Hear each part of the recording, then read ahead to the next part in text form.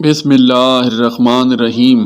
السلام علیکم ورحمۃ اللہ وبرکاتہ۔ یہ واقعہ پہلی صدی عیسوی کے آخر میں رونما ہوا، جس وقت روم کے ممالک میں دین مسیح آہستہ اور مشکل سے پھیل رہا تھا۔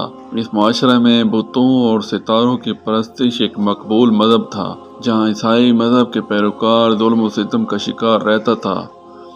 یہ واقعہ رومانیہ کی ایک ریاست فلاڈیلفیا میں رونما ہوا، جہاں حکومت کا سربراہ ایک ظالم بادشاہ دقیانوس تھا۔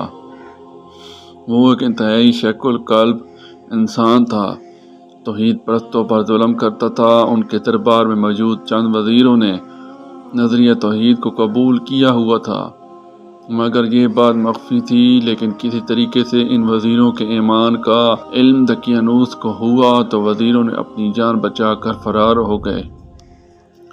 یہ سب اسی شہر کے قریب ایک پہاڑ کے غار میں پناہ لے کر سو گئے۔ اللہ نے ان کو تقریباً 300 سال تک سلائے رکھا، اور 300 سال کے بعد جب ان کو بیدار کیا تو یہ لوگ آپس میں کہنے لگے، ہم ایک دن یا کچھ ایام سوئے ہیں۔ انہی میں سے ایک کھانا لینے شہر گیا تو وہ بندہ حیران ہوا، کیونکہ اس وقت سارا منظر تبدیل ہو چکا تھا۔ تندور والے نے پرانا سکہ دیکھ کر اس اہل غار کو پکڑ کے پولیس کے حوالے کر دیا۔ تندور والا یہ سمجھ رہا تھا کہ اس اہل غار کو کوئی خزانہ ملا ہے، مگر چھان بین کے بعد سارا واقعہ واضح ہوا تو اصحاب کی زیارت کرنے کے غرض سے حکومت کے اعلیٰ عہدیداران سمیت سارے شہر والے اس پہاڑی کی طرف آ نکلے اور اصحاب کہف سے جا ملے، چونکہ اس وقت روم کی حکومت بھی توحید پرست بن چکی تھی۔ ان کے لیے اصحاب کہف کا واقعہ ایک زندہ معجزہ تھا، اور اللہ نے اصحاب کہف کی خواہش بھی پوری کر دی۔